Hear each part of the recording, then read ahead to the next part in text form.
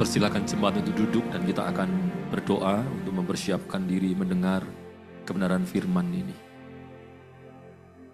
Kami mengucap syukur karena kebaikan Tuhan untuk setiap kami semuanya, sehingga kami boleh memuji, membesarkan nama Tuhan, dan menaikkan setiap pujian serta penyembahan kami hanya kepada Tuhan. Dan kami bersyukur melalui pujian yang baru saja kami nyanyikan, kami diingatkan kembali tentang kasih Allah yang begitu hebat dalam kehidupan kami. Kasih yang menyelamatkan kami, kasih yang menuntun kami kepada Tuhan. Bukan hanya semata-mata melalui kasih-Mu kami dipenuhkan di dalam kehidupan jasmani dan lahiriah kami, tapi terlebih kasih-Mu membawa kami kepada keselamatan kekal yang Tuhan berikan bagi kami. Terima kasih oleh karena kasih karunia Allah menopang segala sesuatu dalam kehidupan kami. Itulah sebabnya kami membutuhkan topangan kasih-Mu melalui kebenaran firman yang akan kami sama-sama dengarkan. Biarlah Tuhan mendidik kami, menuntun kami kepada kebenaran yang sejati menurut firman-Mu. Sehingga iman kami dibangun bukan berdasarkan hal-hal yang bersifat fenomenal semata-mata, tapi di atas kebenaran firman Tuhan yang sejati.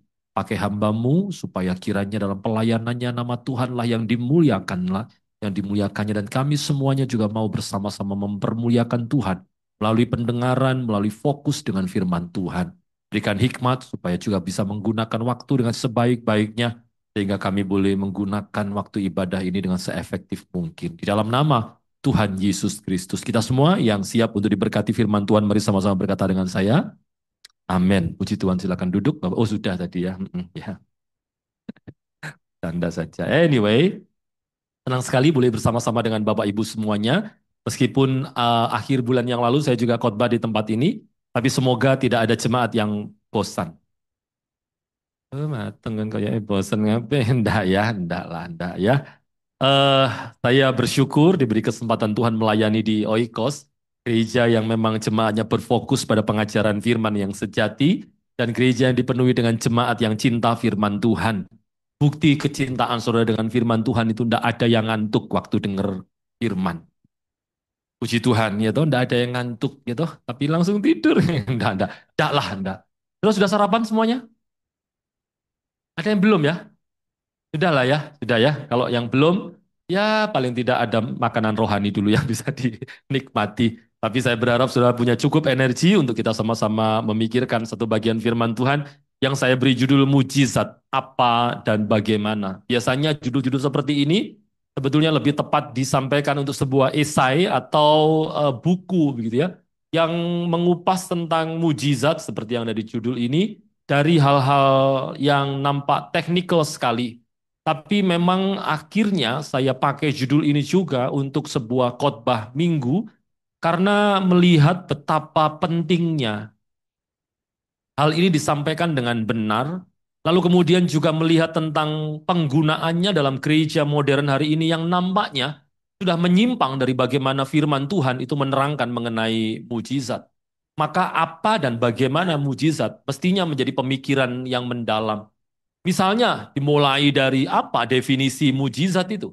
Kadang-kadang kita bahkan bingung membedakan mana mujizat, mana bentuk pertolongan Tuhan yang sebetulnya bagian dari providensi Allah di dalam kehidupan kita. Kadang-kadang kita akhirnya apa? Mengaburkan makna mujizat itu sendiri dan meletakkannya pada sesuatu yang lebih rendah daripada yang sebenarnya. Apakah mujizat itu sama dengan sign atau tanda? Atau misalnya sama dengan wonder atau keajaiban? Apakah kemudian sampai hari ini masih ada mujizat?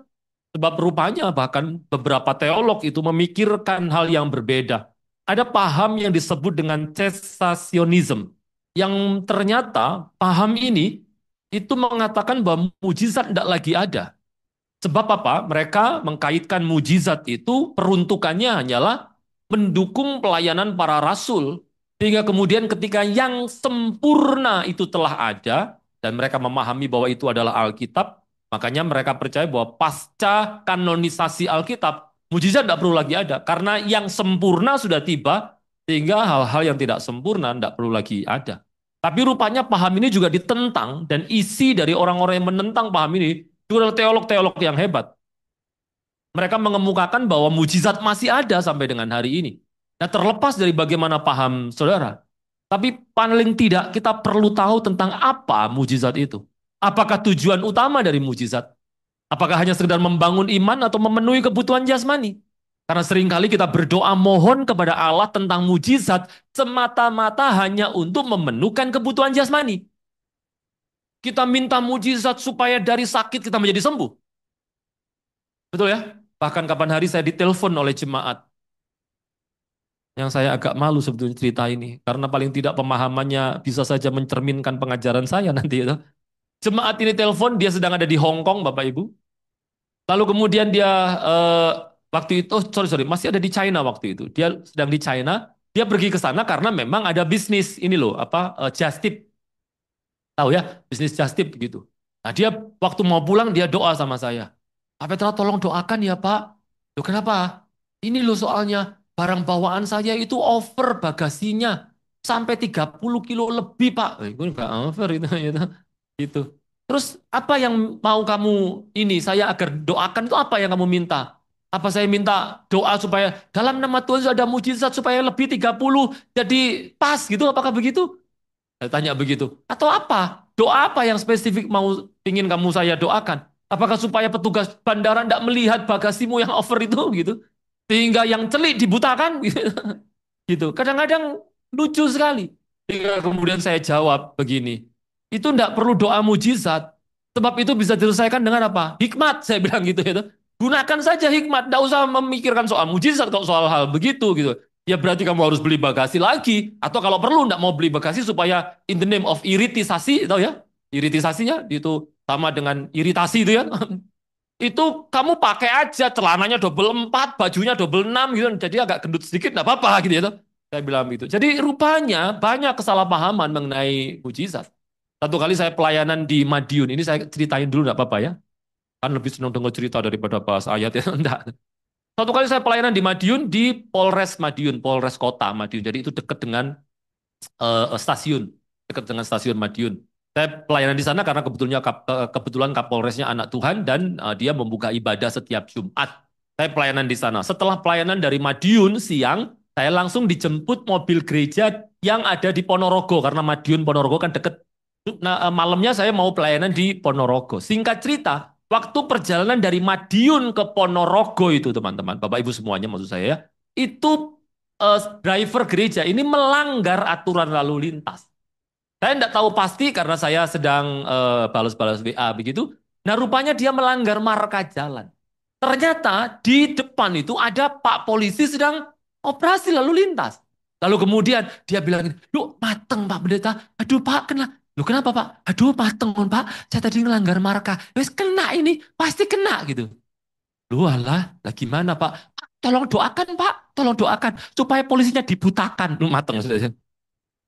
Dia minta mujizat supaya yang celik dibutakan. Saya bilang, Pak, pendeta itu doanya supaya yang buta dicelikan. Ini celik dibutakan. Sudah itu.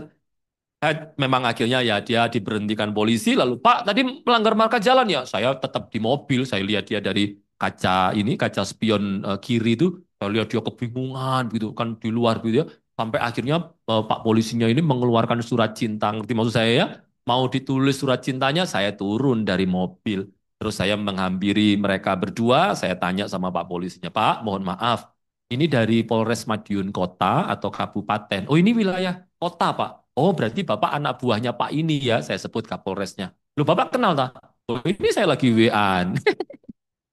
Lagi WA-an sama Kapolresnya, saya bilang gitu. Oh, oh ya sudah Pak, anu aja, kalau gitu lanjut aja. Kasih tahu drivernya ya, supaya jangan melanggar-melanggar. Saya bilang, lupa, saya enggak minta dibebaskan loh Pak. Tapi saya bilang saya kenal sama kemana. No, gitu. Enggak, begitu. Itu kan hikmat.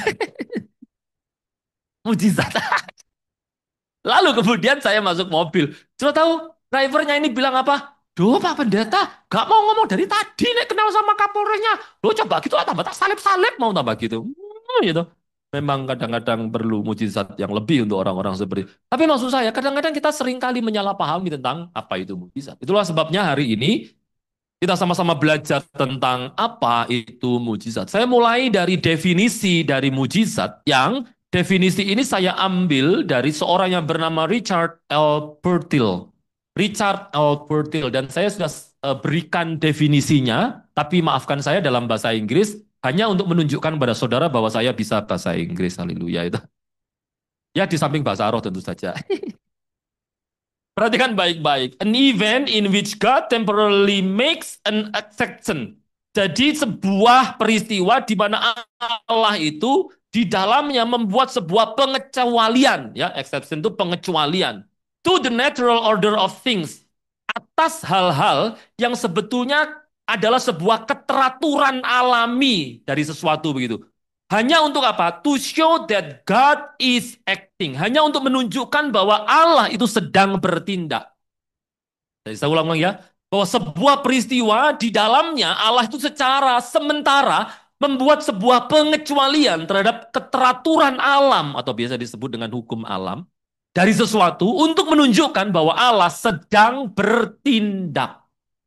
Nah, apa yang dimaksudkan dengan fertile ini nanti sama-sama akan kita pelajari. Tapi paling tidak, dari apa yang disampaikan ada tiga hal yang nampaknya melalui definisi ini bisa menjadi ciri dari sebuah mujizat. Dan dari ciri inilah nanti kita bisa mengenali apakah itu sebuah mujizat atau tidak.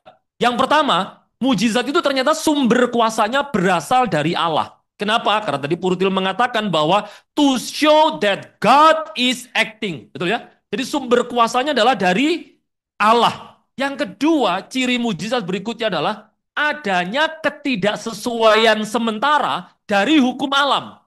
Nah, nanti saya akan terangkan apa maksudnya ketidaksesuaian sementara dari hukum alam. Makanya tadi dia bilang juga bahwa God temporarily makes an exception. Tuhan membuat sebuah pengecualian yang bersifat sementara.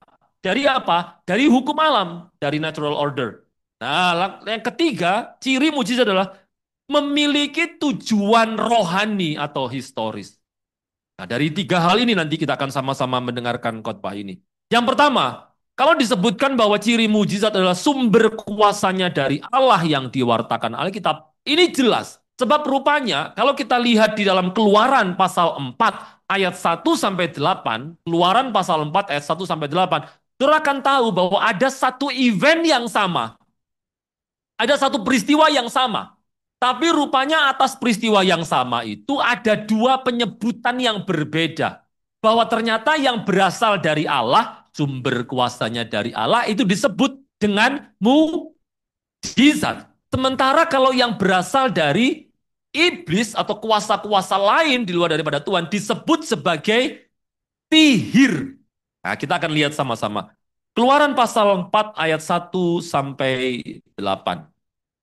Perhatikan baik. Lalu sahut Musa, bagaimana jika mereka tidak percaya kepadaku dan tidak mendengar perkataanku? Ini karena konteksnya di Keluaran pasal 3 ayat 10 sudah tahu bahwa Musa sedang diutus oleh Allah untuk menjadi wakil dari Israel guna menghadap kepada Fir'aun untuk apa? Supaya Israel dilepaskan. Lalu sahut Musa, bagaimana jika mereka tidak percaya kepadaku dan tidak mendengar perkataanku? Melainkan berkata, Tuhan tidak menampakkan diri kepadamu. Tuhan berfirman kepadanya, apakah yang di tanganmu itu? Jawab Musa, tongkat. Ini tidak berarti Musa kemana-mana bawa tongkat karena sedang sakit lututnya. Tidak, itu karena Musa waktu itu adalah seorang penggembala, menggembalakan kambing domba mertuanya. Yang namanya adalah Raffi Ahmad, betul, betul. Jadi memang Musa sedang menjadi apa? Gembala. Dan memang gembala itu di mana-mana pasti bawa tongkat. Tongkatnya itu kira-kira ya hampir sama seperti tongkat-tongkat yang kita lihat yang dibawa Yesus itu loh. Betul ya? Yang tinggi lalu muter-muter terus di sana kemudian ujungnya ada permennya, bukan itu lollipop ya. Agak garing ya, sudah tertawa juga itu. Jadi tongkatnya memang muter begitu. Tongkatnya biasanya agak lancip di bagian bawahnya ujungnya. Tujuannya apa sih? Jadi gembala itu kadang-kadang melihat di depan, lalu beberapa tanah itu ditusuk-tusuk oleh tongkat itu. Tujuannya apa sih? Hanya untuk memastikan tidak ada ular di depan. Sehingga nanti kambing domba yang dibawanya itu dipastikan berjalan di tanah yang aman. Kalau sudah merenungkan bahwa Allah adalah gembalaku yang baik, berarti dia juga adalah Allah yang memastikan jalan yang akan kita lalui. Tidak ada apa? Ularnya. Tapi ada apa? Kecoa. Berdoa ya, aku gak wedi ular, tak wedi kecoa. Itu bukan soal itunya, bukan soal. Tapi maksudnya apa? Memastikan jalan yang aman. Halo? Itu. Yang kedua, memang ada pelungkerannya. Do you know the meaning of pelungkeran? Sudah? Jadi memang ada yang melengkung begitu. Itu dipakai untuk apa? menarik domba-domba sing ndablek, yang mokong, yang nggak mengikuti kawanannya, yang harusnya minggu jam 10 ke Oikos malah kemana? Mall. Itu ditarik pakai itu, Oikos di baru ke mall gitu loh. Ditarik begitu tuh. Oke? Makanya gembala itu punya fungsi bukan hanya menuntun, tapi juga untuk menarik sing daplek-daplek gitu ya. Tapi di sini tidak ada yang daplek. Tuh, kambing. Jadi memang begitu fungsinya. Jadi Musa memang kemana-mana bawa tongkat. Nah ditanya, apa yang ada di tanganmu? Musa jawab, tongkat. Firman Tuhan, lemparkanlah itu, tongkat itu ke tanah. Dan ketika dilemparkannya ke tanah, maka tongkat itu menjadi apa? Ular. Sehingga Musa lari meninggalkannya. Takut, kaget kan? Tetapi firman Tuhan kepada Musa, ulurkanlah tanganmu dan peganglah ekornya. Makanya kadang-kadang Tuhan memerintahkan itu tidak selalu memberitahu tentang apa yang sedang atau akan terjadi atas perintahnya itu. Disuruh lemparkan. Coba kalau Tuhan ngomong dulu di awal. Musa, lemparkan tongkatmu. Nanti tongkatmu jadi ular. Mungkin Musa tidak sekaget itu ya. Tapi kadang-kadang memang Tuhan tidak selalu memberikan clue yang jelas loh. Pokoknya suruh melakukan saja. Mau dilemparkan jadi ular, Musanya kaget. Lari. Tapi lihat apa yang dikatakan Tuhan. Firman Tuhan kepada Musa, ulurkanlah tanganmu dan peganglah ekornya. Jangan terlalu kritis lalu ditanya, kenapa kok ekornya Pak? Kok ada kepalanya? Bukan itu persoalannya itu. Yang jelas pokoknya tongkat itu dipegang lagi yang adalah ular itu kemudian jadi tongkat lagi. Perhatikan ayat yang kelima, supaya mereka percaya bahwa Tuhan Allah, nenek moyang mereka, Allah Abraham, Allah Ishak dan Allah Yakub telah menampakkan diri kepadamu. Lagi firman Tuhan, masukkanlah tanganmu ke dalam bajumu, dimasukkanlah tangannya ke dalam bajunya. Setelah itu kemudian jadi apa? Kena kusta putih seperti salju. Kemudian disuruh memasukkan lagi di ayat 7. Nah, ayat 8 ini yang penting. Jika mereka tidak percaya kepadamu dan tidak mengindahkan tanda apa? Mujizat yang pertama. Jadi apa yang terjadi itu disebut sebagai mujizat. Yang pertama, maka mereka akan percaya kepada tanda mujizat yang kedua. Yang tangan jadi kusta tadi. Tapi jelas bahwa peristiwa itu karena berasal dari Allah, maka disebut dengan mujizat. Tapi ada peristiwa yang sama persis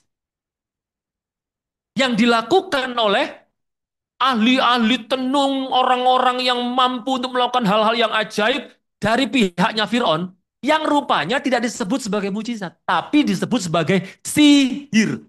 Kenapa? Karena kuasanya bukan dari Allah. Nah, coba lihat. Keluaran pasal 7 ayat 10 sampai 12. Saya berharap saudara sabar untuk membaca banyak ayat, supaya saudara tahu kalau pendetanya persiapan. Haleluya. Keluaran 7 ayat 10 sampai 12. Musa dan Harun pergi menghadap Firaun, lalu mereka berbuat seperti yang diperintahkan Tuhan. Harun lemparkan tongkatnya, lalu kemudian tongkat itu jadi ular. Ayat 11. Kemudian Firaun memanggil orang-orang berilmu dan ahli-ahli apa? Sihir. Dan mereka pun, ahli-ahli Mesir itu membuat yang demikian juga dengan ilmu mantra mereka. Masing-masing melemparkan tongkatnya, dan tongkat itu menjadi ular, tapi tongkat Harun menelan tongkat-tongkat mereka. Uniknya, peristiwanya sama. Kejadiannya sama, tongkat jadi ular, tapi apa yang dilakukan oleh orang-orang itu tidak disebut sebagai mujizat, melainkan sihir. Jadi dengan hal ini kita mesti tahu ya, bisa membedakan mana yang betul-betul kuasa dari Allah, mana yang tidak. Dengan kata lain, jangan sembrono untuk menyebut bahwa hal-hal yang terjadi secara fenomenal, tapi bukan dilakukan atas nama Allah, dan kuasanya bukan dari Allah, kita sebut itu mujizat. Jangan. Kita harus bisa membedakan tujuannya apa sih? Lagi-lagi supaya jemaat tidak mudah terbawa arus.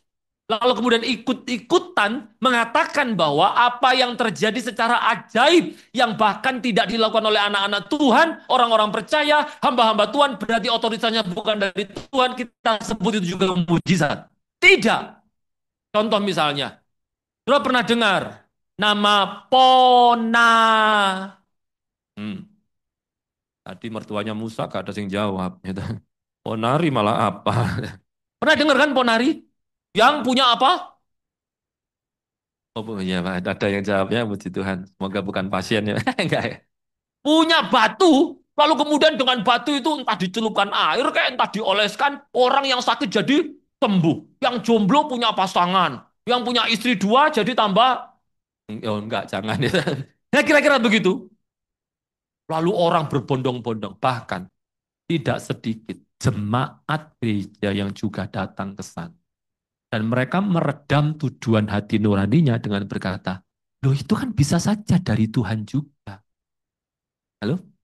Kadang-kadang begitu kan? Orang Kristen kan begitu. Oh mereka loh Pak, juga doa kepada Tuhan kok. Mereka enggak pakai mantra-mantra kok Pak. Mereka juga doa pada Tuhan. Tuhan yang menciptakan langit dan bumi kan sama berarti ya. Berarti itu juga kuasa dari Tuhan. Pak Bu dengar baik-baik. Dari sumber kuasanya kita bisa membedakan mana yang mujizat, mana yang sihir. Nah kamu saya. Nah pertanyaannya adalah ternyata Bapak Ibu, kita mesti tahu bahwa iblis itu juga bisa memberi kuasa hal-hal yang spektakuler yang bersifat ajaib. Kenapa kita perlu tahu ini? Supaya kita juga aware, punya awareness bahwa hal-hal yang bersifat mujizat bukan hanya domain Allah, tapi bahkan iblis juga bisa melakukannya. Seperti yang tadi kita baca. Kenapa penting lagi-lagi? Supaya kita itu tidak mudah terkesima dengan hal-hal yang bersifat ajaib begitu itu. Yang kemudian kalau itu terjadi kita langsung berpikir ini pasti kuasa Tuhan. Sebab iblis rupanya bisa juga bukan saja melakukan hal begitu, tapi bahkan memberi kuasa kepada manusia untuk melakukan perkara-perkara yang ajaib. Contoh misalnya Keluaran 17 ayat Keluaran 7 ayat 22 tadi. Kalau sudah membacanya, sudah akan tahu bahwa mereka itu juga bukan saja menirukan tongkat jadi ular. Bahkan ketika Musa Harun itu merubah air menjadi darah, mereka juga sanggup melakukannya. Saudara baca di Keluaran pasal 8 ayat 6 sampai 7 itu. Musa Harun itu memanggil kata. Mereka juga bisa melakukannya. Bayangkan itu. Di copy paste sedemikian rupa. Tapi di pasal 8 ayat 8 sampai 9, 18 sampai 19 Saudara akan tahu bahwa waktu Harun itu, Musa dan Harun itu mengeluarkan debu menjadi nyamuk. Nah, baru mereka tidak bisa copy paste. Tapi realitanya ada hal-hal yang ajaib yang mereka bisa lakukan. Betul? Termasuk hari ini, Pak. Ada orang yang bisa menyembuhkan. Saya pernah diceritai jemaat, itu loh Pak, orang sakit kanker, sakit apa sembuh. Langsung dioperasi, cuman begini-begini, saya enggak keluar, kadang keluar darahnya, tapi orang gak kerasa sakit itu langsung sembuh.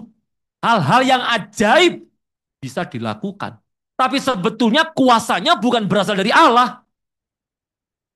Dan atas peristiwa-peristiwa seperti itu, jangan mudah heran dan kagetan. Halo? Jangan lalu kemudian kita simpulkan itu dari Tuhan. Tidak. Sebab realitanya, iblis bisa melakukan hal-hal yang seperti itu, Bapak.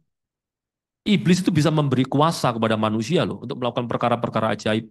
Matius 24 ayat 24 itu bicara tentang Mesias dan nabi-nabi palsu yang muncul dengan mengadakan tanda-tanda dahsyat dan mujizat-mujizat. Bahkan dikatakan, sehingga sekiranya mungkin mereka, nabi-nabi palsu dan Mesias-Mesias palsu itu, menyesatkan orang-orang pilihan juga. Loh, bayangkan. Berarti sangat mungkin juga bahwa nabi-nabi palsu dan Mesias-Mesias palsu itu juga mengadakan tanda ajaib mujizat di tengah lingkungan orang percaya. Halo? Betul ya? Jangan kemudian kita itu mudah untuk apa itu? Mendefinisikan atau menganalisa sebuah mujizat itu datang dari Tuhan atau tidak hanya gara-gara, loh Pak, kalau di dalam persekutuan jemaat, kalau di gereja kan pasti dari Tuhan. Belum tentu. Buktinya apa? Para nabi-nabi palsu, Mesias-Mesias palsu itu bahkan juga menyesatkan seandainya mungkin ya orang-orang pilihan juga. Berarti dia juga bisa melakukan mujizat di tengah-tengah orang percaya. Makanya kemudian ada mereka yang menyebut dirinya sebagai hamba-hamba Tuhan, tapi realitanya bahkan Tuhan tidak mengenal mereka. Padahal mereka sudah melakukan perkara-perkara yang ajaib. Halo? Berarti mereka ada di antara kumpulan orang percaya kan? Betul kan? Tapi bahkan Tuhan berkata, enyahlah engkau hai pembuat kejahatan, sebab aku tidak mengenal engkau. Kalau Allah tidak mengenal, berarti dia bukan anak Tuhan. Kalau dia bukan anak Tuhan, pasti kuasanya bukan dari Tuhan. Tapi persoalannya orang-orang itu berkata bahwa aku menyembuhkan orang sakit, mengusir setan demi namamu. Pak Bu dengar baik-baik ya.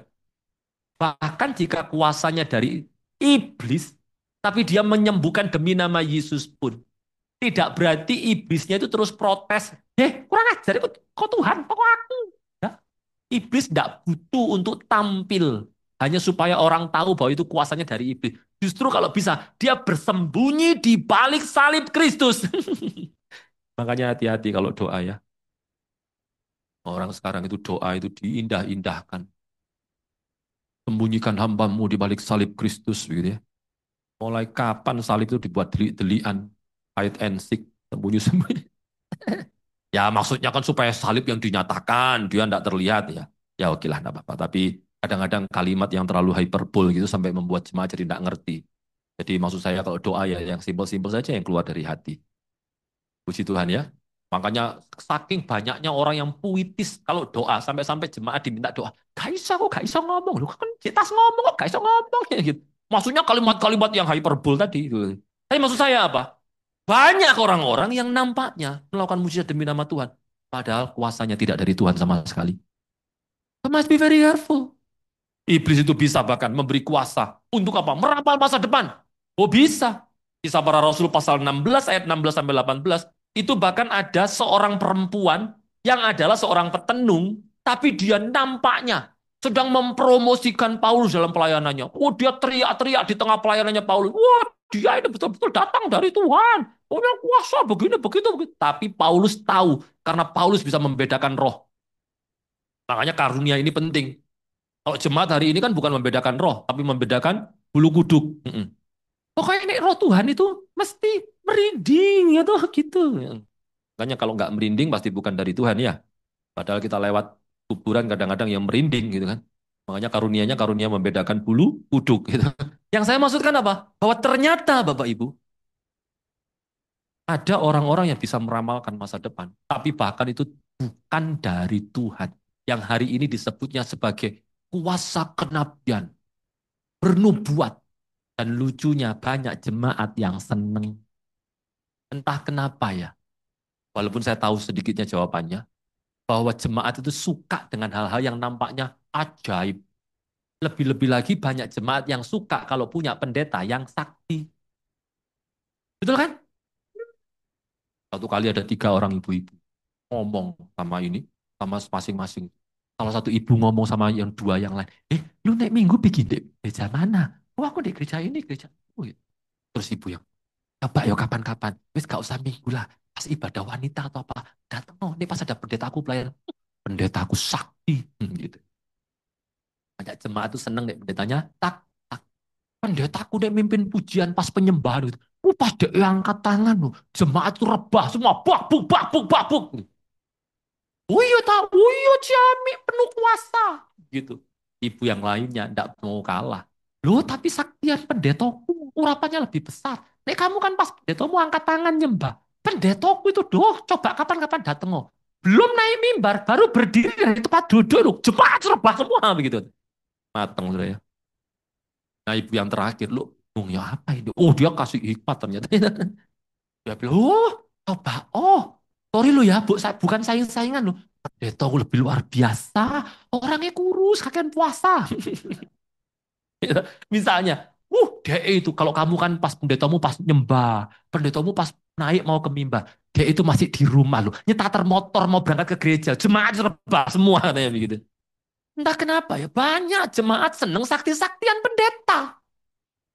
Enggak tahu ini gereja atau perguruan pencak silat gitu loh. Yang lucu lagi, dan ini sebetulnya tidak disebut dengan lucu, tapi yang memprihatinkan lagi, banyak juga pendeta yang seneng untuk jadi orang sakti. Halo? Saya paling wedek dengan orang-orang begini. Saya kapan hari pulang pelayanan, makan. 2 minggu yang lalu, kalau saya tidak salah lupa. Makan di ini, mana? Mana? Apa sih? Apa itu? Asan, Asan, Asan. Tahu ya Asan? Asan Kue Tiaw itu loh. Nah, itu punya teman saya. Nanti kalau sudah makan di situ sebut saya temannya Pak Petra, pasti dapat. Enggak juga saya janda kok. Enggak, nah kalau saya dapat diskon itu. Saya makan di sana, tiba-tiba pas makan itu ada jemaat telepon. Saya angkat, Pak Petra lagi sibuk. Ini saya baru mau makan, Bu. Pas baru sajikan ini. Oh ya enggak apa-apa, wes makan dulu aja. Ya, nanti saya telepon langsung ya. Ya, saya eman-eman daripada ini anu dingin. Saya makan dulu, setelah itu saya telepon. Kenapa? Dia cerita bahwa apa? Rumahnya deket sini. Nanti kapan-kapan Saya beritahu supaya dia ngerti ada ibadah di sini. Ini loh, jalan depan Untak itu, tahu nggak? Itu kan jalan kembar, tengah-tengahnya sungai itu. Nah, rumahnya itu lurus ke sana, terus begitu sungainya berakhir itu kan ada jalan yang pertigaan ke kanan itu, yang ada Indomaret itu. Ngerti nggak? Kapan-kapan kita jalan-jalan bareng ke sana aja ya, saudara. Pak, nggak tahu ya, kurang melaku-melaku ini. Nah, ngomah itu. Misalnya ke situ ya. Nah, itu rumahnya deket apa itu? Berseberangan dengan Indomaret. Nah, saya datang ke sana. Karena apa? Diberitahu, ada pendeta dari ini, Pak. Tuh mau ngadakan persekutuan di rumah saya karena anak saya itu di situ. Ya tak bolehkan enggak apa-apa. Lah pas pendetanya itu ke situ, dia katanya, "Oh, rumah ini banyak roh-rohnya, banyak demetnya, banyak setannya." gitu. Guci-guci setannya itu tinggal di guci-guci. Guci-gucinya itu dibuangi semuanya. Bayangkan tuh guci-guci mahal. Terus ditanyain ada benda apa lagi. Terus dia itu juga karena khawatir, takut, anu tak lihat ada giginya suamiku gitu. Suaminya sudah meninggal, tidak bermaksud menyimpan giginya juga, tapi gigi itu dulu apa dicabut oleh dokter gigi, dikasihkan sama dokternya ke orangnya, gak sengaja tersimpan. Itu disuruh buang. Terus ada foto suaminya yang dipakai untuk waktu pesemayaman itu loh, kan biasanya ada foto yang meninggal. Itu juga disuruh membakar. Terus kemudian ditanya ada apa lagi? Ada cincin. Saya sudah deg-degan, duk, matang cincin itu.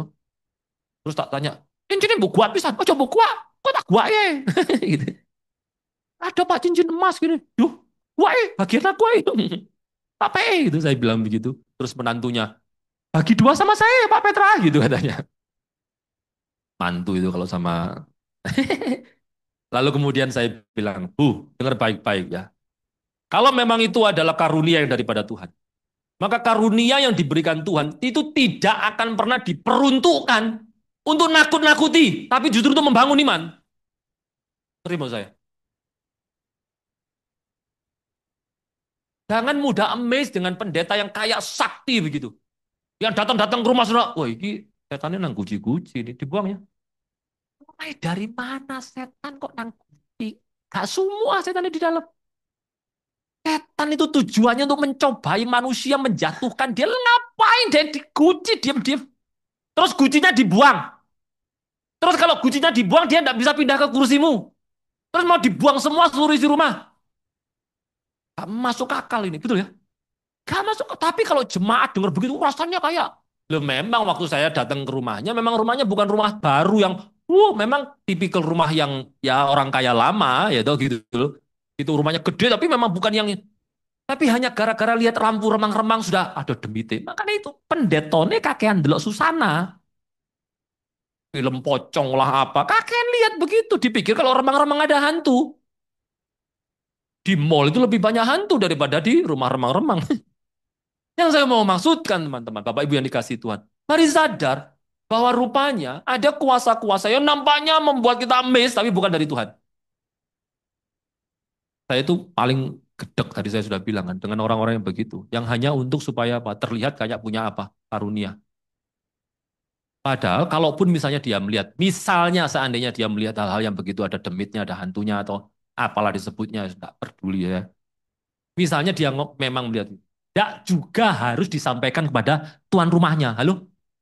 Orang damai sejahtera tinggal di rumahnya selama ini gara-gara ngomongan gitu, mulai takut-takutan. Tidak geludak-geludak darah Yesus dalam nama Tuhan Yesus, Tuhan tengking Tuhan. Padahal tekos gitu.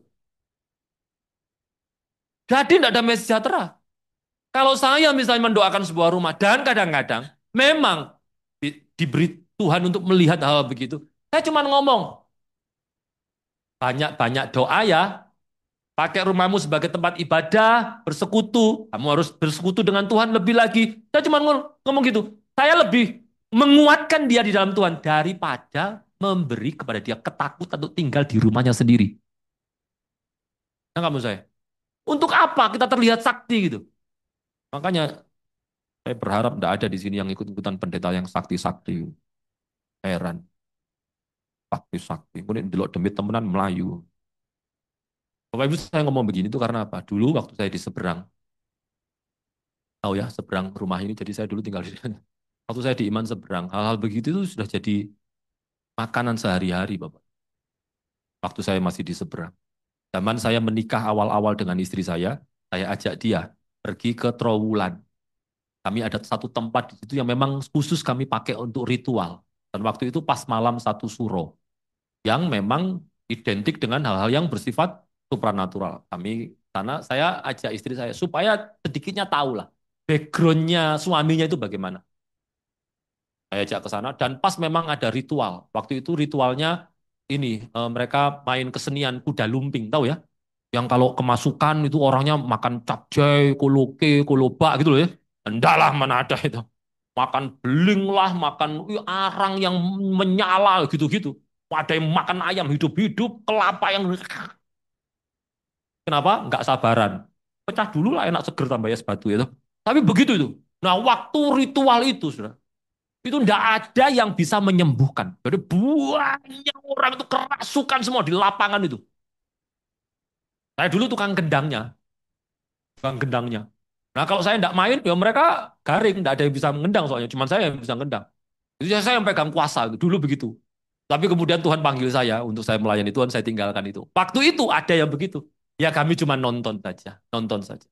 Sampai kemudian sudah larut malam, tidak ada yang bisa sembuh. Dan tidak ada yang bisa menyembuhkan. Akhirnya datanglah Pak Petra. Saya masuk ke lapangan, saya sentuh mereka, saya doakan, mereka akhirnya sembuh semua. Saya ditanya sama seseorang, apa rapalannya apa? Doanya apa? Mantranya apa? Saya nggak baca mantra, saya nggak baca rapalan. Saya cuma bilang, waras aku tak kayak saya ketewu. Waras semua sudah itu. Jadi yang saya maksudkan mungkin Tuhan sedang hendak mendemonstrasikan kuasanya karena mereka tahu saya sudah melayani Tuhan. Tapi yang saya hendak maksudkan adalah apa? Jangan mudah amazed dengan hal, hal begitu. Kita ini memang mayoritas dari budaya timur yang kental dengan hal-hal yang bersifat apa? Mistis. Makanya ketika hal-hal yang seperti itu ada di gereja, wah, gereja menyambut dengan tangan terbuka. Mujizat memang ada. Ini penting untuk kita bisa membedakan mana yang dari Tuhan, mana yang bukan. Amin, saudara. Jadi jangan mudah untuk terkesima. Sebab bahkan antikristus itu ditandai dengan apa? Melakukan banyak tanda-tanda ajaib dan mujizat-mujizat. Jadi jelas ya, Alkitab itu mengakui bahwa mujizat itu bukan hanya domainnya Allah. Kuasa gelap dapat meniru atau memalsukan mujizat itu.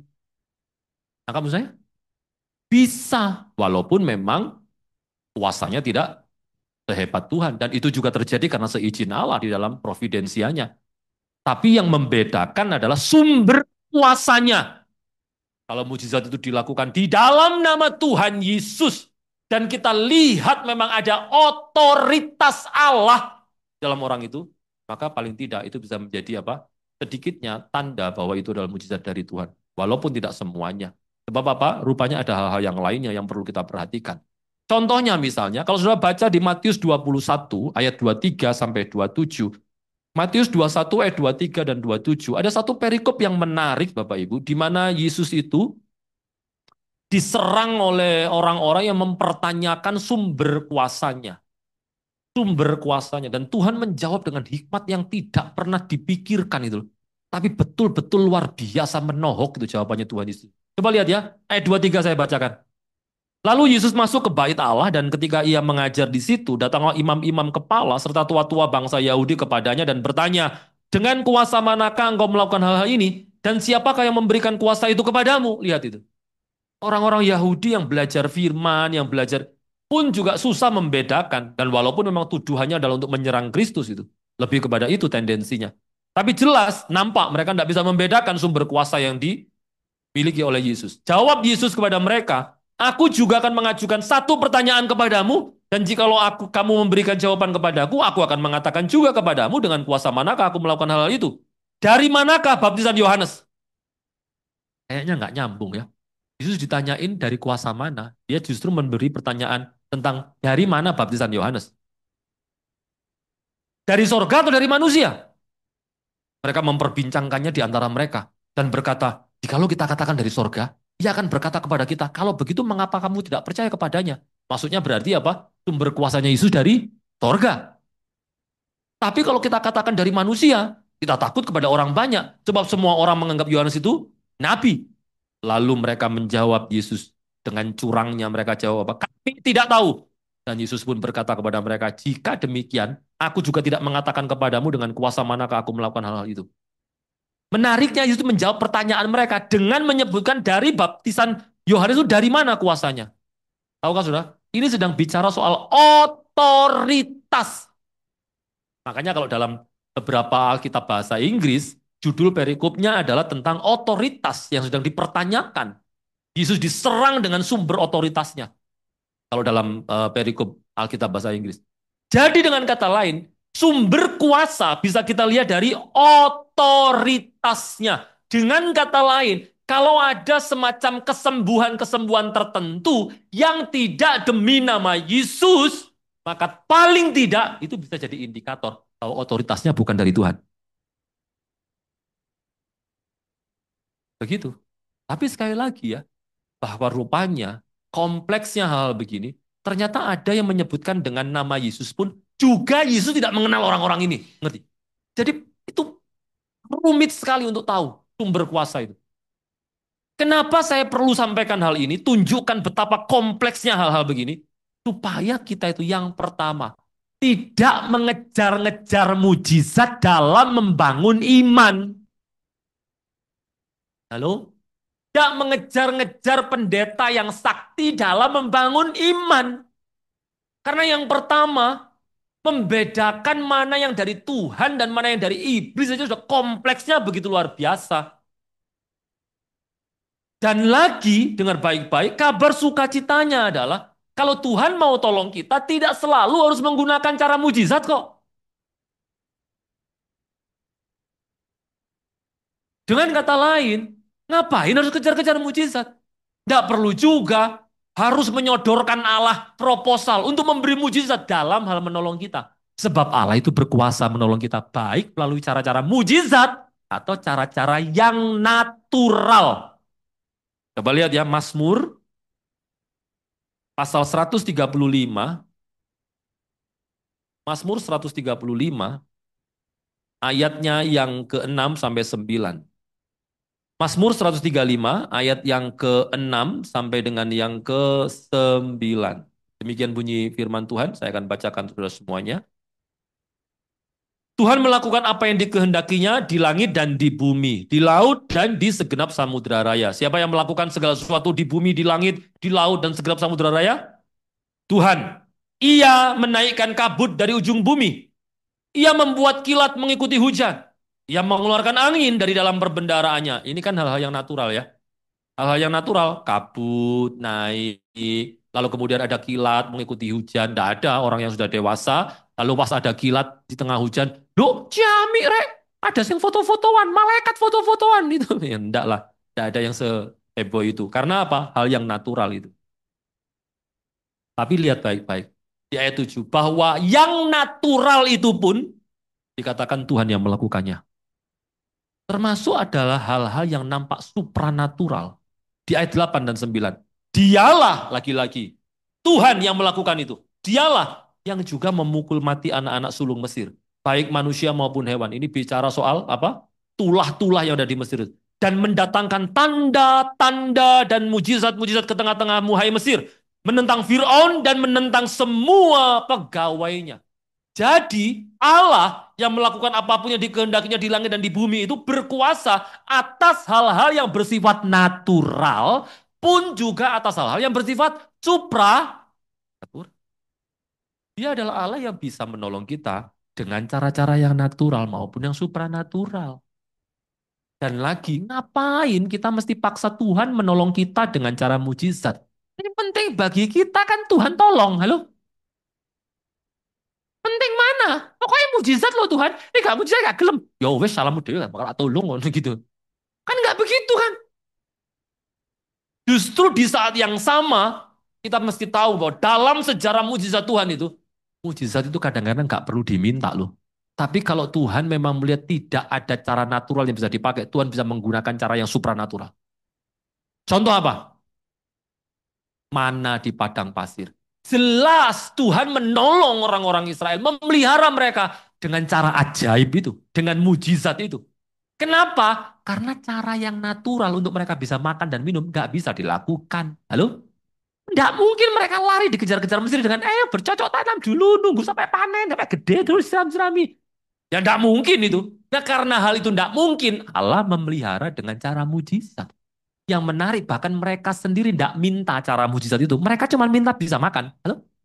Tapi Tuhan pelihara dengan cara mujizat. Dengan kata lain, kadang-kadang kita itu keliru, teriak-teriak minta mujizat. Padahal ada cara natural yang bisa kita lakukan dalam hal untuk menyelesaikan masalah kita. Pak, Bu dengar baik-baik. Harus suamimu hari ini nampak bukan suami yang ideal. Karena tidak perlu mujizat. Karena mungkin cuma perlu kesabaran dan merubah karakter.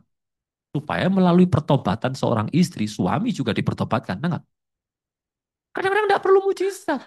Karena minta mujizat, diri kita tidak mau berubah karakternya. Suami ya tidak akan berubah kok. Aku itu kurang apa Pak sama deh? Aku ayu yo ayu, pipiku masih umur 60 cek kenceng Pak. Gitu ya. Karena kita lebih suka fokus pada penampilan lahiriah. Dan kita pikir dengan kecantikan kita bisa memikat dan mengikat pria. Keliru. Dengar baik-baik. Pria bisa terpikat melalui penampilan. Tapi apa yang mengikat pria itu karakter. Maka orang-orang muda dengar baik-baik. Jangan hanya sibuk mempercantik diri. Tapi lebih daripada itu, mempercantik karakter kita. Tambahkan pengertian, pengetahuan, kemampuan untuk bisa mempersiapkan diri menjadi istri yang baik, ibu yang baik, mama yang baik. Makanya istri itu harus serba bisa dan banyak bisanya. Mirip-mirip kayak ular kobra, haleluya. Yang banyak bisanya itu. Tapi yang saya hendak maksudkan adalah bahwa penting untuk kita bisa membedakan.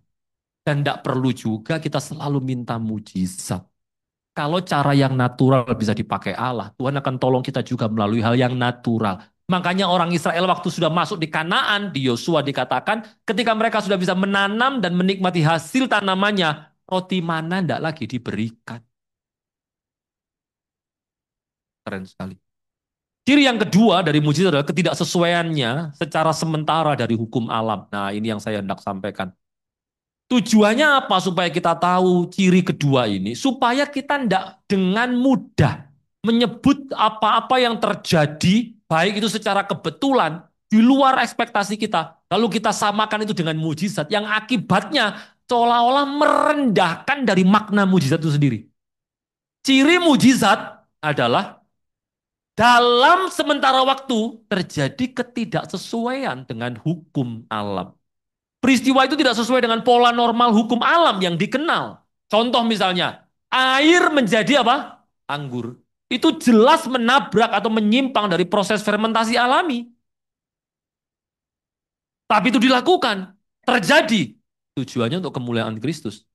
Kebangkitan Yesus juga sama. Tidak sesuai dengan hukum biologis. Mestinya orang mati, ya tidak bangkit. Tapi dalam kasus Yesus, itu dia bangkit. Jelas bertentangan dengan hukum biologis. Ada yang berkata, mungkin dia mati suri. Mati suri kok 3 hari. Dan lagi, kalau orang mati suri itu tidak ada tanda-tanda luka dalam tubuhnya yang bisa mengakibatkan kematian. Nah ini Yesus sudah luka lambungnya, tidak karu-karuan begitu. Sampai keluarnya cairan saja tuh. Jelas-jelas dia mati. Tapi dia bangkit. Itu menunjukkan tentang mujizat. Yang memang bertentangan dengan hukum biologis. Satu kali, saudara. Ini tak ceritani dulu ya, supaya kita agak kendor dikit. Saya pulang pelayanan dari Mojokerto. Waktu itu saya masih naik motor, Pak. Jadi belum punya helikopter ya. Kami naik motor. Pelayanan 2 kali jam 7 pagi dan jam 10 di gereja GAB Mojokerto. Yang bukan yang gede, tapi yang kecil. Yang kalau saudara tahu terminal Mojokerto lalu agak masuk ke arah Mojosari. Nah kira-kira begitulah. Nah saya pelayanan di situ. Saya memang tergerak untuk tidak menerima persembahan kasih yang diberikan karena saya lihat gerejanya juga sederhana, jadi saya balikan Bapak Ibu. Nah, anyway, so saya pulang dari sana. Kenapa saya perlu cerita itu supaya saudara tahu kalau saya ini orang yang baiknya. Jadi saya pulang dari sana, saya naik motor. Tuapeknya bukan main Pak. Tuapek waktu. Tuapek. Seingat saya sangat amat ngantuk dan capek. Terlebih waktu masuk ke daerah bypass Krian. Tahu ya? Bypass, jangan enggak tahu lagi. Sudah deket nginden sini enggak tahu. Bypass Krian enggak tahu. Jalan-jalan lah, nah, kadang-kadang ya perlu ya. Bypass Krian itu. Siang-siang saya pulang itu, saya ngantuk. Singkat cerita, saya wis nggak inget. Ngantuk itu nggak inget. Ternyata saya tertidur. Dan saya baru bangun, itu sudah masuk daerah Duku Kupang, hampir nyampe ke gereja. Karena saya dulu tidurnya di gereja, Bapak Ibu. Hampir sampai gereja, baru saya kebangun. Saya kebangun, loh, ini kapan? Oh, ngesong. Gitu, baru inget. Nah itu melanggar hukum alam memang. Karena harusnya kalau nyetir tidur, berarti apa? Jatuh. Tapi waktu itu saya ingat Bapak Ibu, saya justru ketakutan. Kenapa saya takut? Karena dulu hal-hal begitu sudah biasa saya lakukan. Zaman saya belum Kristen. Jadi kalau kami perjalanan-perjalanan yang spiritual gitu, kadang-kadang kalau saya capek pas nyetir, saya tinggal bilang sama yang saya panggil Eyang, bukan sayang, gitu. Eyang itu roh-roh yang ya sedikit lah gitu. Nanti kalau sudah kepingin tahu, nanti sambil traktir saya makan siang, tak ceritani lah lebih detail ya toh. Saya biasa begitu, yang ngantuk yang, ya wis tidur, oh. Saya tidur, itu jalan sendiri, motor, sudah biasa gitu. Yang saya takutkan, jangan-jangan masih ada kuasa itu gitu loh. Kok masih bisa begitu ya? Tapi saya bersyukur saya punya kakak rohani yang menguatkan. Kakak rohani saya bilang begini, santai aja, ngapain kamu takut? Kami itu anak Tuhan, kamu sudah menyerahkan hidupmu untuk Tuhan, kamu sudah dibaptis, kamu sudah sungguh-sungguh melayani Tuhan. Dalam dirimu itu hanya ada satu roh, yaitu Roh Kudus yang ada dalam hidupmu. Kalau kamu seperti itu, berarti bukan dari kuasa yang lain dulu, tapi kuasa Tuhan yang ditujukan supaya membuat kamu tahu bahwa kalau dalam hal melakukan perkara-perkara gitu, itu di hadapan Tuhan. Nah gitu loh, ngerti maksud saya? Gitu. Jadi itu menguatkan saya, oh puji Tuhan. Tapi maksud saya, ada hal-hal yang terjadi seperti itu. Tapi dengar baik-baik ya. Kita mesti harus bisa membedakan antara mujizat atau apa yang saya disebut dengan ordinary providence. Kalau mujizat itu extraordinary providence. Tapi hal-hal yang nampaknya kebetulan terjadi dan itu menjadi pertolongan bagi kita, itu jangan disamakan dengan mujizat. Sebab mujizat pasti ada hal-hal yang secara sementara bertentangan dengan hukum alam. Contoh ya, kalau ada saudara misalnya bergumul tentang anak saudara, aduh anakku rek wis umur 28 belum menikah. Ya aku tahu sih, memang dia gak seberapa cantik. Gara-gara niru papaya itu. Itu bibirnya begini, matanya begini. Tapi ternyata puji Tuhan melalui doa-doa saudara, loh ada cowok yang ganteng, tinggi, putih, kaya, mau sama anak saudara. Itu bukan mujizat. Itu namanya sing lanang hilaf ya gitu. Jadi itu ordinary providence gitu loh. Jangan berpikir bahwa itu, wah ini mujizat Tuhan, kok bisa deh. Atau misalnya saudara sudah, Tuhan berdoa, dalam nama Tuhan Yesus, Tuhan, gak duit-duit belas Tuhan, ya apa ini, aduh Tuhan, harus ini, harus itu, harus bayar ini, bayar itu. Lalu kemudian saudara jalan, terus, lu nemu dompet, lu kok cetak beli, rek? Ya, diambil, Pak Iyo, ini ada KTP-nya, itu. Itu juga bukan mujizat, gitu. Atau saudara sedang bergumul, kami itu pernah Bapak Ibu, waktu istri saya mau melahirkan anak yang pertama, kami tidak punya uang. Itu bukan karena saya yang tidak bertanggung jawab, ya saya sudah nabung, tapi pas ada orang butuh, saya tanya sama istri saya, "Kak, apa ya sudah saya kasihkan." Akibatnya kami tidak punya, kami doa itu, istri saya setelah doa pagi itu, dia kumpulkan ini, perhiasannya, yang setelah dikumpulkan kira-kira berapa, 7 kilo atau berapa gitu ya. Enggak lah, enggak. Dikumpul-kumpulkan gitu. Saya tahu dia maksudnya mau dijual. Saya bilang begini, "Enggak usah dijual, nanti aja Tuhan pasti tolong kita." Jemaat datang, yang enggak kami pikir-pikirkan. Udah tahu? Dia bawa amplop kasih persembahan. Yang totalnya sama persis yang kami butuhkan. Bayangkan. Apa kami nggak nangis-nangis tuh di hadapan Tuhan. Terima kasih. Padahal saya sudah peringatkan istri. Pokoknya jangan sampai ngomong siapapun tentang pergumulan kita. Bahkan pada orang tua jangan. Saya bilang begitu. Terus gak usah habis ngomong-ngomong. Kita ini hamba Tuhan. Maka kalaupun kita mau curhat sesuatu kepada Tuhan saja. Apalagi soal kebutuhan-kebutuhan. Saya tidak akan pernah dan tidak mau menghindari. Makanya tenang saja, kalau saya dekat-dekat sama saudara pasti bukan karena cari utangan, haleluya itu. Jadi dengan kata lain Bapak Ibu, Tuhan bisa tolong begitu. Tapi apakah itu mujizat? Tidak, sebab tidak ada hukum alam yang terlanggar. Itu adalah pemeliharaan Allah yang khusus kepada kita saja. Hanya untuk membuktikan juga bahwa Tuhan bisa bekerja di dalam apa? Perjalanan hidup kita ini. Tapi mari tempatkan mujizat di tempat yang tepat. Jika kita alih-alih merendahkan mujizat, menaruhnya dengan makna yang lebih rendah daripada yang seharusnya.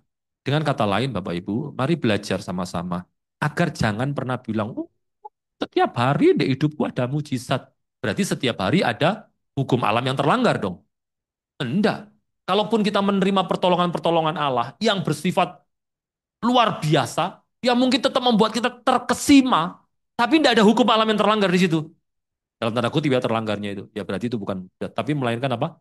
Pertolongan Allah yang bersifat khusus kepada kita. Tapi dengan kata lain, Bapak Ibu, supaya kita ini apa? Tidak dikit-dikit mujizat. Lalu kemudian kita minta-minta mujizat terus. Makanya ada lagu itu yang isinya gini, setiap hari kulihat kasihmu, setiap hari kulihat, masih ngapal gitu. Kuasamu, setiap hari kulihat mujizat. Kalau kemudian ada orang, loh Pak, kok ada lagu yang setiap hari kulihat mujizat? Ya ampun, takohin bikin lagu. Wong realitanya sekarang banyak lagu-lagu yang bahkan tidak sesuai dengan doktrin Kristen kok, ya toh? Banyak yang begitu. Tapi jelas bahwa kita harus bisa membedakan. Jadi tidak masalah apabila mujizat tidak terjadi setiap hari. Bahkan tidak masalah lagi-lagi kalau Tuhan tidak menolong kita dengan cara mujizat. Tujuannya sebetulnya apa sih? Supaya kita itu jadi jemaat yang tidak kejar-kejar mujizat. Amin, saudara. Kalau kita bisa apa itu, menggunakan hikmat kita, maka tidak penting juga untuk kita apa? Untuk kita harus minta-minta mujizat. Tidak penting. Tuhan bisa tolong kita dengan cara-cara yang natural. Dalam hal-hal tertentu, pikir pakai.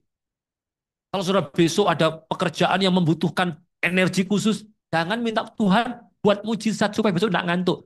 Ya cukup dengan tidur, tidak terlalu larut malam. Lu ada ini, mama dari seorang jemaat yang saya melayani di rumahnya. Dia itu minta saya mendoakan. Supaya kalau dia ini ke gereja pagi, tidak ngantuk. Bingung saya suruh mendoakan. Sudah. Kenapa? Lo karena sebetulnya bisa diselesaikan dengan hikmat. Yaitu apa? Ya tidurnya jangan larut malam. Saya bilang, Ai, kalau tidur jangan larut malam. Kalau tahu besok ke gereja pagi ya sore sudah masuk kamar. Ngobrol-ngobrol sama susu. Ngomong-ngomongan, ngantuk langsung tidur. Loh saya itu sudah tidur sore loh Pak. Saya jam 8 harus masuk kamar. Tahu suaminya, ya tapi jam luru tangi, resik-resik lah, ngelap-ngelap lah. Masang gendero lah, macam gitu. Setelah itu enggak tidur. Iya anjir saya susah tidur, Pak. Nek tak bangun, lupa nek wis tua itu gak iso tidurnya nyak gitu. Ya pantas ngantuk. Itu mau didoakan kayak apapun ya repot sudah. Saya bilang, anu ai, apa makan permen kalau pas ibadah, gak apa-apa lah makan permen. Biar enggak ngantuk. Lupa tas saya itu, gak ada duit, persembahan aku kadang-kadang kali permen. Karena apa? Banyak permen. Dia ngantuk aja. Ini kisah nyata, anaknya yang paling kecil malah nambahin. Waduh Pak Petra saya kalau ke gereja, wes gak berani oleh mama. Apa? Soalnya aku guyu. Lihat mama itu sakno kacamata wis kendor ngene gitu. Dia berusaha ngempet ngempet ngantuk. Gini, gitu. Saya bilang, kalau hanya untuk urusan ndak ngantuk di gereja, masa harus didoakan minta mujizat? Halo? Mateng. Jadi mari dewasa ya. Tidak selalu kita mesti harus kejar-kejar mujizat. Apalagi kalau kita percaya Yesus Kristus adalah Tuhan dan Juru Selamat. Kenapa? Karena yang terakhir, kita bisa lihat mujizat itu dari tujuannya. Tujuan mujizat salah satunya adalah dipakai untuk menyatakan bahwa Yesus adalah Mesias. Coba perhatikan ya. Di Yesaya Bapak Ibu, pasalnya yang ke-35 ayat 4 sampai 6. Ini adalah ayat saya yang terakhir. Yang suka dengan ayat terakhir boleh katakan amin. Yesaya 35, saya seneng loh jemaat yang jujur itu. Yesaya 35 ayat 4 sampai dengan yang ke-6. Setelah itu saya akan selesai Bapak Ibu. Yesaya 35 ayat 4 sampai 6 ya. Saya akan bacakan untuk saudara semuanya. Demikian bunyi firman Tuhan. Katakanlah kepada orang-orang yang tawar hati, kuatkanlah hati, janganlah takut. Lihatlah Allahmu akan datang dengan pembalasan dan dengan ganjaran Allah. Ia sendiri datang menyelamatkan kamu.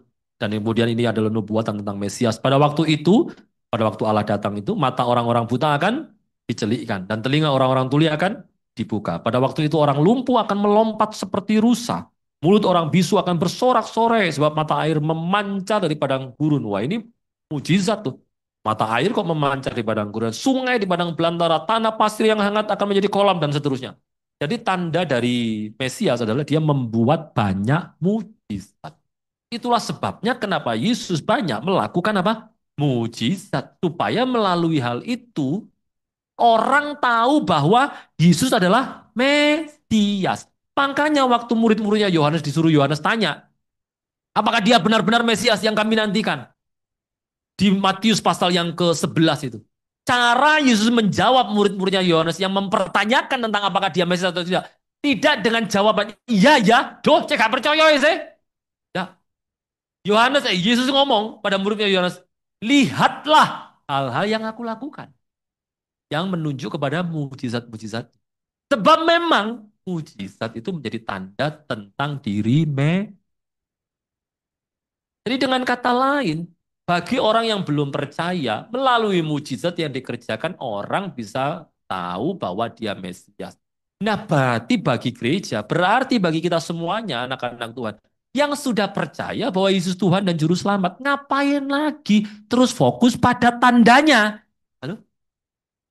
Tanda itu dipakai untuk menunjuk sesuatu yang lebih utama.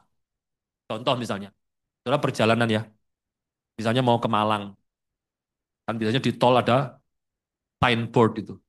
Malang, misalnya. Betul kan? Arah ke Malang, atau ke Batu, kemana gitu.